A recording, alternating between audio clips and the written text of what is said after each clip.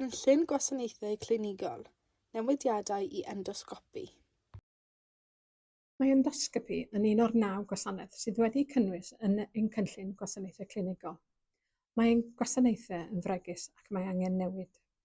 Cyfarfu ein bwrdd ym mis Chwefror a phenderfynu ar y camau nesaf ar gyfer endosgopi yn Hywel Dda. Beth yw endosgopi? Mae endosgopi yn driniaeth o ddefnyddir I edrych y tu fewn i'r corff. Ar gyfer cleifion dros 16 mlwydd oed, mae gweithdrefn endosgopi yn archwilio y tu fewn I organ neu geudod y corff. Pam mae angen newid endosgopi? Yn Hywel Dda, mae endosgopi yn gweithredu o ysbytau Bronglais, Glangwili, Tywysog Philip a Llwynhelyg. Y prif faterion sy'n effeithio ar ein gwasanaeth endosgopi yw galw cynyddol ac anawsterau wrth benodi digon o staff endosgopi I ddarparu gwasanaethau ar draws llawer o safleoedd. Os nad ydym yn cynyddu gweithgarwch, bydd rhestrau aros ar gyfer cleifion yn mynd yn hirach. Beth oedd penderfyniad y bwrdd? Dewisodd ein Bwrdd Opsiwn A o'n ymgynghoriad. Pan gaiff ei weithredu, bydd hyn yn dod â gweithdrefnau endosgopi anadol ac wroleg ynghyd yn Ysbyty Tywysog Philip. Bydd gweithdrefnau sgrinio gastroberfeddol neu stumog ac choleddyn yn dal I fod ar gael ym mhob safle ysbyty.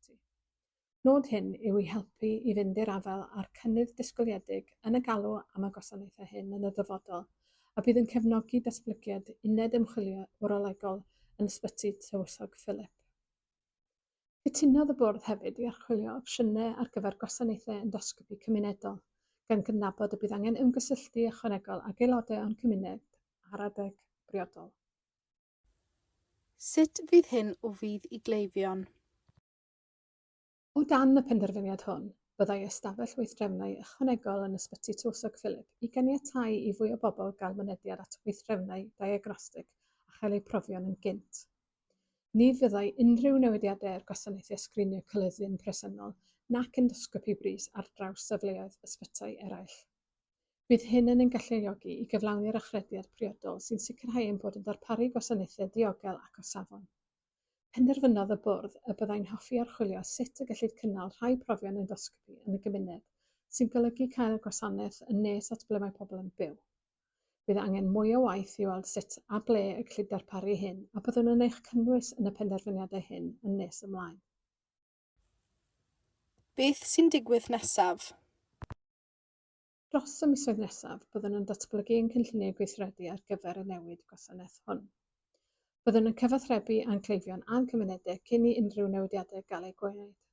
Yn y cyfamser, bydd ein cleifion yn parhau I gael mynediad at wasanaethau endosgopi yn yr un ffordd a maen nhw'n gwneud nawr. Rydym yn gwybod y gallai'r newid hwn olygu y bydd angen I rai cleifion deithio ymhellach I gael mynediad at ofal, ond rydym wedi ymrwymo I barhau I weithio gyda'n staff a'n cymunedau.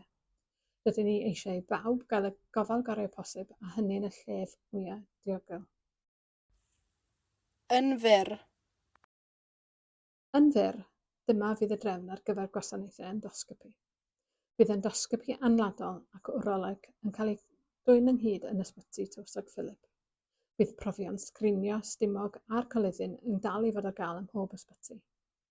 Byddwn yn datblygu lle ychwanegol yn Tywysog Philip i'n helpu I weld mwy o gleifion. Byddwn yn archwilio sut y gallwn darparu clinigau endosgopi yn ein cymunedau yn y dyfodol. Bydd gofal yn fwy diogel ac yn gryfach ar gyfer y dyfodol. Ewch i'n gwefan I ddysgu mwy.